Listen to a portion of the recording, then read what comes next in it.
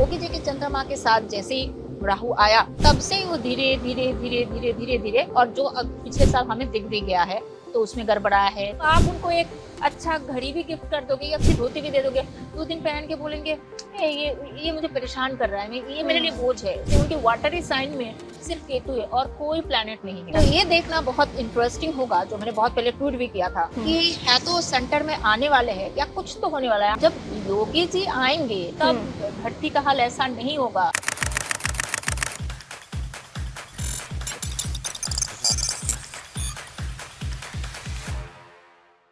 हाय, मेरा नाम है सृष्टि गोयल। आप देख रहे हैं एबीपी लाइव का खास शो नेताजी की कुंडली।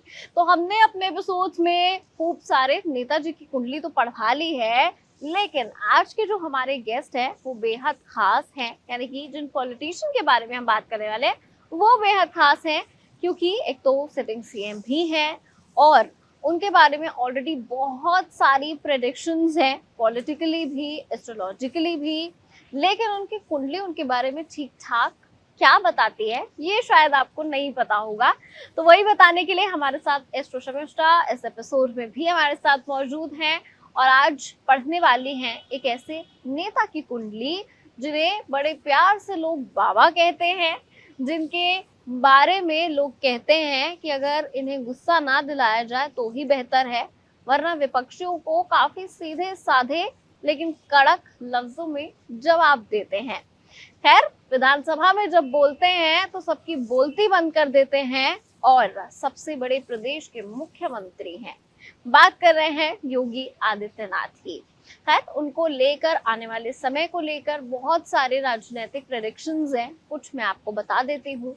कहा तो ये भी जा रहा है कि योगी आदित्यनाथ के खिलाफ उन्हीं की बीजेपी के अंदर कुछ चीजें ठीक नहीं है, उन्हीं के कुछ लोग उनके सीएम होने से खुश नहीं हैं। आने वाले समय में उन्हें पीएम के तौर पर देखा जा रहा है। लेकिन योगी आदित्यनाथ की कुंडली इस सब के बारे में क्या कहती है, इसे जरा आज अच्छी तरह से समझ लिया जाए। Thank you so much ma'am for joining. सबसे पहला सवाल तो मेरा ये है कि राजनीति पर बाद में आऊंगी, इसके बारे में तो डेफिनेटली बात करनी ही है, लेकिन योगी आदित्यनाथ, उनकी एक पर्सनैलिटी है, उनके जो शब्द हैं उसको बहुत साफ तरीके से वो सामने रखते हैं। उनकी जो आइडियोलॉजी है उसको बिल्कुल इसे कहते हैं ना, बिना फिल्टर के सामने रखते हैं, चाहे वो अपनी स्पीचेस में हो, चाहे विधानसभा में जब वो बोल रहे हो तब हो, बहुत सीधे सीधे। लेकिन एक पर्सनालिटी डिफरेंस हमने देखा जब वो सीएम नहीं बने थे उससे पहले, और अचानक से जब सीएम उन्हें बनाया गया तब हमने एक पर्सनालिटी ड्रिफ्ट देखा। तो थोड़ी ही सौम्यता उनके स्वभाव में आई, जबकि वो बहुत स्ट्रिक्ट पॉलिटिशियन के रूप में देखे जाते थे पहले, अभी भी हैं अनडाउटेडली। तो ये तो है जो हम देखते हैं, लेकिन उनकी कुंडली के हिसाब से, क्योंकि वो खुद आध्यात्म से बहुत जुड़े हैं, खुद धर्म से बहुत जुड़े हैं, खुद वो ज्ञान रखते हैं इन सब चीजों का बहुत ज्यादा। लेकिन आप जब उनकी कुंडली देखते हैं तो उनकी पर्सनालिटी को किस तरह से देखते हैं? थैंक यू सृष्टि। योगी जी जो है वो 1972 में पैदा हुए थे। उनकी जो कुंडली बनता है वो सिंह लग्न की कुंडली है।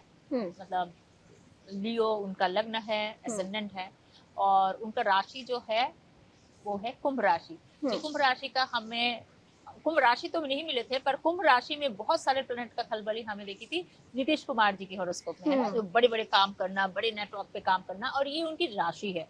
तो कुंभ राशि के है और लग्न जो है उनका लियो है, सिंह लग्न का है। ये पर्सनालिटी, और उनका उनका वृषभ राशि में इतने प्लैनेट है, इतने प्लैनेट है, 3-4 प्लैनेट वहां बैठा हुआ है, स्थिर राशि की बहुत ज्यादा है। तो ये कहता है कि is very good in routine work. अगर सुबह 3 बजे उठना है, 4 बजे उठना है, जब भी हो, पता नहीं कितने बजे उठते होंगे वो उतने ही बजे जाग जाते हैं। आप जागो ना जागो, उनका जो पीए है, असिस्टेंट है, बहुत सारे लोग होते हैं। तो ये आज से नहीं, जब वो राजनीति में नहीं आए थे और आज जब आ गए हैं, दुनिया इधर का उधर हो जाए, जितने बजे जो करना है, जो उठना है, वो उठ जाएंगे। आज अगर वो हर 3 दिन में एक बार गौ माता को अपने हाथों से खिलाते हैं तो जहाँ कहीं के भी होंगे दुनिया का, वहाँ पे गौ माता ढूंढ के वहाँ पे, so is very good in routine work, very good. मतलब वो क्या बोलते हैं, एम्प्लॉय का नहीं होता है कि भाई रूटीन में काम करना चाहिए, वो एम्प्लॉय एटीट्यूड से उस हिसाब से वो चलते हैं, very much routine oriented work. और उनके कोड चक्र में अगर हम देखेंगे कि कोड में केतु बैठा हुआ है, only planet is caught inside Ketu, very detach. मतलब आप उनको एक अच्छा घड़ी भी गिफ्ट कर दोगे या कुछ भी ना कुछ भी, मतलब घड़ी बहुत बड़ी चीज कह रही हो, अच्छी धोती भी दे दोगे, 2 दिन पहन के बोलेंगे ये मुझे परेशान कर रहा है, ये मेरे लिए बोझ है, so he will get rid of everything. उनको किसी चीज से, उनके वाटरी साइन में सिर्फ केतु है और कोई प्लैनेट नहीं है। सन्यासी हैं भी वो, है भी हो, और वो तो आउट ऑफ लीग आए हैं, वो तो चलो हम उनकी जब उनकी पॉलिटिकल बात आएगी उसमें बात करेंगे। सो बहुत डिटैच, इसलिए नहीं कि वो भागवा पहन रहे हैं आज इसलिए बोल रहे हो, वो अगर हॉरोस्कोप ऐसे भी किसी इंसान का लेके आप आते हैं और बोलते हैं इनके बारे में बात करो, मैं बोलती बहुत डिटैच इंसान है। और वाटर साइन में जैसे कंगना रेनाउत का वाटर साइन में सारे प्लैनेट है, ज्यादातर प्लैनेट है, इनकी वाटर साइन में कुछ खास है ही नहीं, जो भी है वो केतु है, जो केतु एक्चुअली डिटैचमेंट की बात करता है।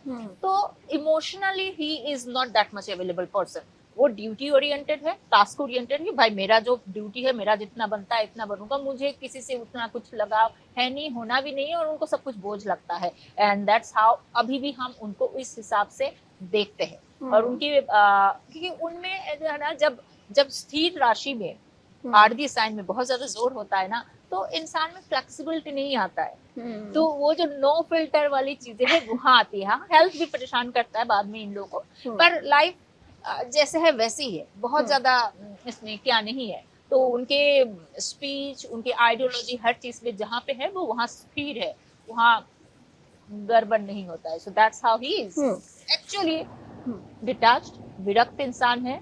इमोशनली उनको किसी चीज से कुछ बहुत ज्यादा क्या नहीं है, पर उनका जो नवांश में है, उनके गुरु उत्तम हो जाता है, उनका यही चंद्रमा उच्च का हो जाता है, उनका राहु जो है अपने साइन में एक्वेरियस में आके बैठता है, तो ये सारे चीजें बोलता है धीरे धीरे धीरे धीरे उनमें जो वो पावर, जिस वजह से he is out of league. आप एक चीज समझिए, वो कोई बीजेपी के सदस्य नहीं थे, कुछ भी नहीं थे, वो एक आरएसएस एक मठाधीश थे, हो सकता है आरएसएस वगैरह से उनका कुछ संबंध था, वहां से वो उठ के यहाँ आ गए हैं।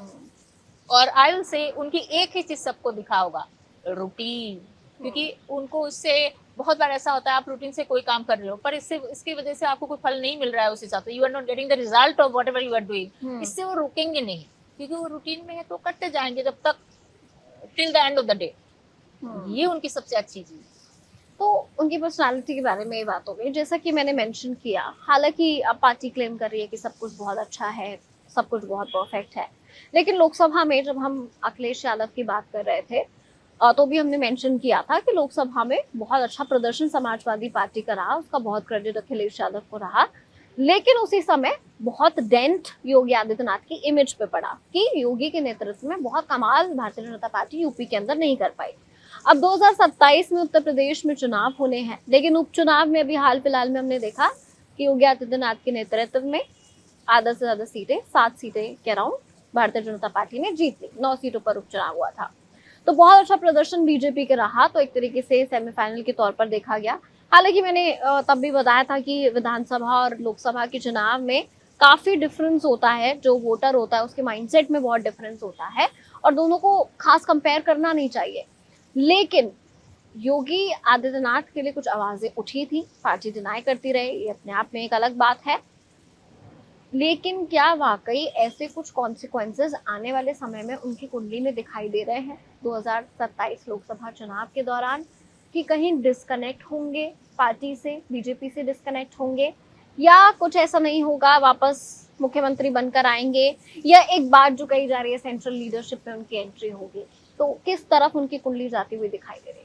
2027 बहुत दूर की बात है, हम अभी की बात सबसे पहले करते हैं। सबसे पहले तो पुरानी बात जो आपने कहा कि 2024 में जो लोकसभा का इलेक्शन हुआ है वहां पे अखिलेश यादव का, जैसे मैं कह रही थी अखिलेश यादव की जो हमने वीडियो बनाया है वहां पे हमने कहा कि 2023 की जून जुलाई से ही अखिलेश यादव का जो राहु में विनाश का पीरियड आया था वो अच्छा पीरियड शुरू हो गई थी, और अच्छा पीरियड शुरू होने के बाद आपकी जो अच्छे टैलेंट लोगों को दिखने लगता है, टैलेंट भलाई कंगना रनौत के पास भी है, पर फिर भी उससे कुछ अप्रिसिएशन नहीं आएगा, क्योंकि जब आपका अच्छा टाइम नहीं है, आपके भाग्य जब साथ नहीं देगा, तो उस टाइम में उनका भाग्य साथ दिया, बहुत अच्छा स्ट्रैटेजी उन्होंने किया, वो उन लोगों का जो बैंक खाते में लोगों को पैसे देना, जो भी कुछ एक स्ट्रैटेजी लाया वो काम कर गया है। पर योगी जी के उसी टाइम में साढ़े साथी चल रही है, कुंभ राशि वालों का फिक्स साढ़े साथी चली है, क्योंकि अभी भी शनि चंद्रमा के साथ, वही उनके चंद्रमा के साथ कुंभ राशि में बैठे हुए हैं।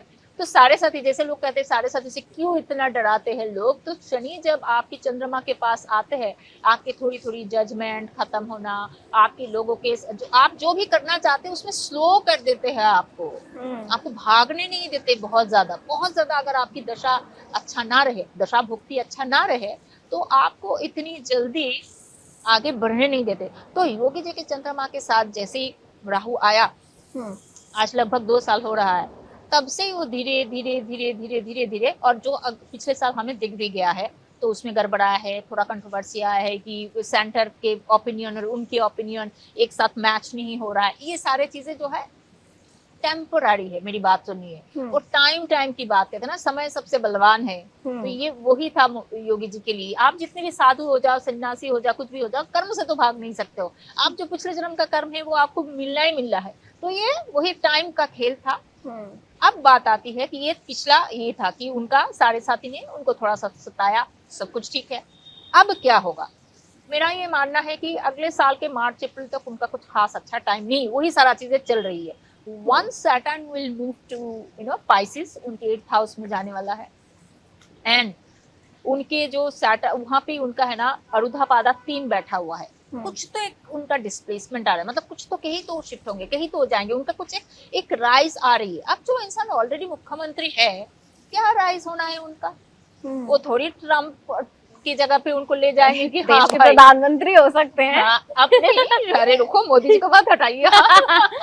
तो अभी अगले साल मेरा ये कहना है कुछ तो एक अपलिफ्टमेंट उनका होने वाला है। तो ये देखना बहुत इंटरेस्टिंग होगा, जो मैंने बहुत पहले ट्वीट भी किया था कि है तो सेंटर में आने वाले हैं या कुछ तो होने वाला है। अब उनको तो कोई ऐसा कुछ क्या हो सकता है जो एक ऑलरेडी वहां पे है, तो उनको थोड़ा सा प्रेजिंग एप्रिसिएशन मिलने वाला है, उनके जो करियर में थोड़ी सी ग्रोथ आने वाली है। ये सब चीजें हमें 2025 की जैसे थोड़ा सा जून जुलाई के बाद आपको दिखने लग जाएगा। अगर यहाँ अभी आती है थोड़ा और नेक्स्ट की बात, अगर 2025 में भी वो मतलब रिफ्लेक्ट नहीं होती है, तो 2027 तक तो I am quite sure about it कि वो सेंटर में आएंगे।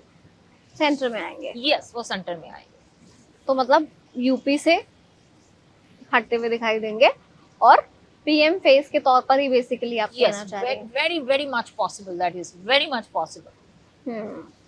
तो काफी इंटरेस्टिंग है ये, क्योंकि पॉलिटिकली साउंड लोग भी इस बात को कहते रहे हैं कि Yogi Adityanath is going to be the best replacement अगर सेंटर की हम बात करें। लेकिन उसी के साथ साथ बहुत सारी चीजें ये भी आती है कि वो बहुत कॉम्प्लिकेशंस फेस करेंगे इस पूरे प्रोसेस के दौरान, क्योंकि बहुत सारे लोग इस फेवर में नहीं होंगे जो शायद ऑलरेडी सेंटर में बैठे हैं या जो एक्सपेक्ट कर रहे हैं कि इस पोजीशन को वो होल्ड कर सकते हैं। तो क्या उस दौरान उतने ही कॉम्प्लिकेशंस होंगे, फेस करने पड़ेंगे, बहुत टर्मोइल दिखेगा पार्टी के अंदर, योगी जी के जो क्लोज एड्स हैं उनके साथ, क्या ऐसा कुछ देखने के लिए मिलेगा?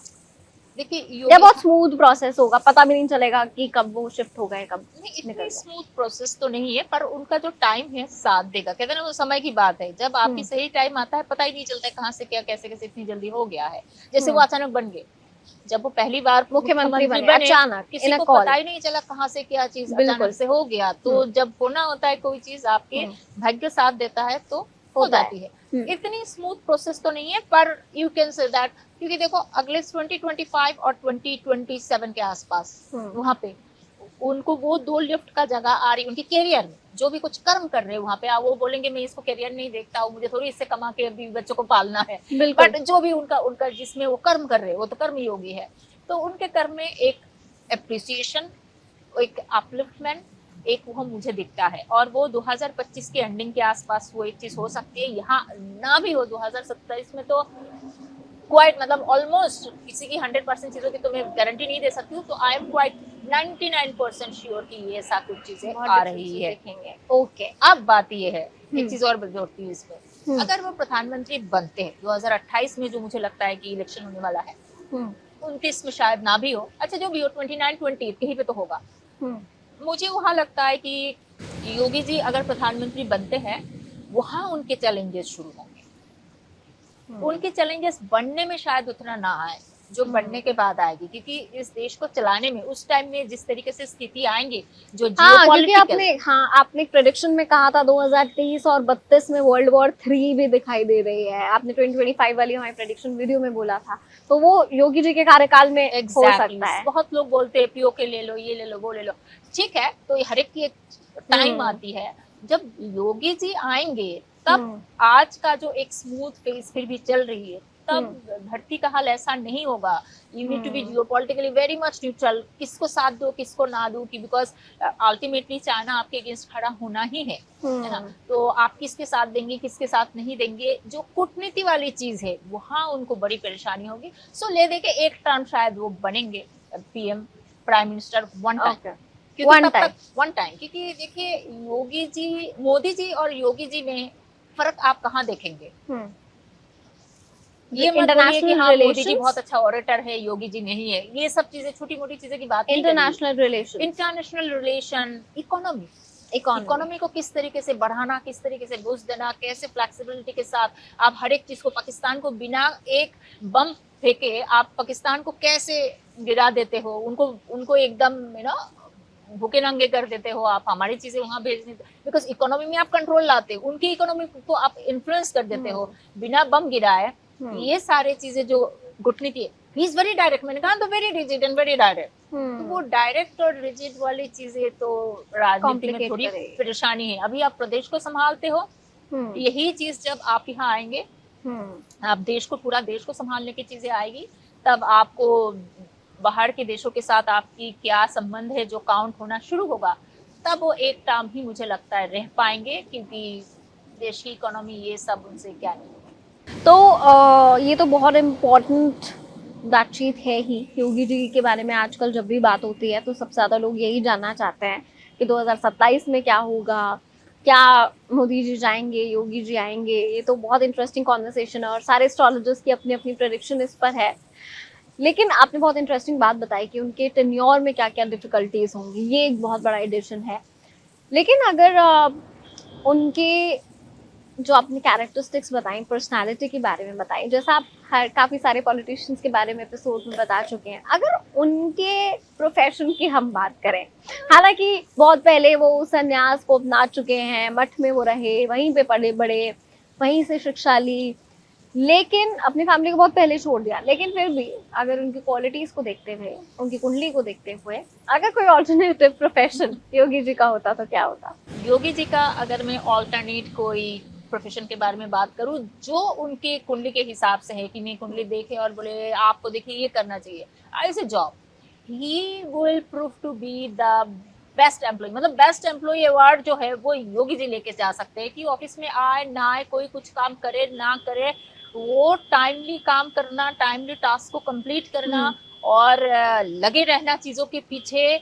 मतलब हार्ट, जब टॉरस साइन, जब फिक्स साइन जो है ना बहुत एक्टिव होती है, उससे क्या होता है, इंसान हार्डेस्ट टास्क को धीरे धीरे धीरे धीरे ऑन टाइम पूरा करना चाहता है, खुद करे, किसी की सहायता से करे, बट इज योगी जी जो है बहुत अच्छे एम्प्लॉय बनते किसी भी कॉर्पोरेट सेक्टर में या कहीं पे। और जैसे आप देखिए कि वो मठ के अध्यक्ष थे, उसको भी मतलब उसका भी जो है पूरा ऑफिशियल वर्क सब कुछ वो देखते थे। तो ये सब जो वेरी रिस्पॉन्सिबल पर्सन कह सकते हैं, इज वेरी ड्यूटी ओरिएंटेड। तो एक ही काम को रूटीन से करते रहना। आई एम श्योर, जैसे मैं कह रही थी कि वो सुबह अगर 3 बजे उठते हैं तो जहाँ कहीं पे भी दुनिया के रहेंगे, अगर वो एज ए चीफ मिनिस्टर कहीं की दौरा करने गए हैं, चीन में, जापान में, अमेरिका में, कहीं पे भी, वहाँ पे भी वो 3 ही बजे उनकी वही रही। Yes, so this is his main, मैं बोलूंगी पर्सनालिटी का मेन चीज है, यही उनको यूनिक बनाता है, मैं बोलूंगी। ग्रेट। तो हमने बहुत सारी बातें की उत्तर प्रदेश के मुख्यमंत्री योगी आदित्यनाथ के बारे में। बहुत सारे प्रेडिक्शंस, जैसा मैंने शुरुआत में भी कहा था, उन्हें लेकर पहले से ही हैं। तो अब हमारे एस्ट्रोलॉजर ने भी कुछ प्रेडिक्शंस अपनी सामने रखी हैं। लेकिन आप पॉलिटिकल पॉइंट ऑफ व्यू से कैसे देखते हैं इस सबको, हमारे साथ जरूर शेयर कीजिएगा। आपके जो भी सवाल हो वो भी कमेंट सेक्शन में भेज दीजिएगा। किन गेस्ट के बारे में आप अगले एपिसोड में जानना चाहते हैं ये भी जरूर बताइएगा। देखते रहिए एबीपी लाइव।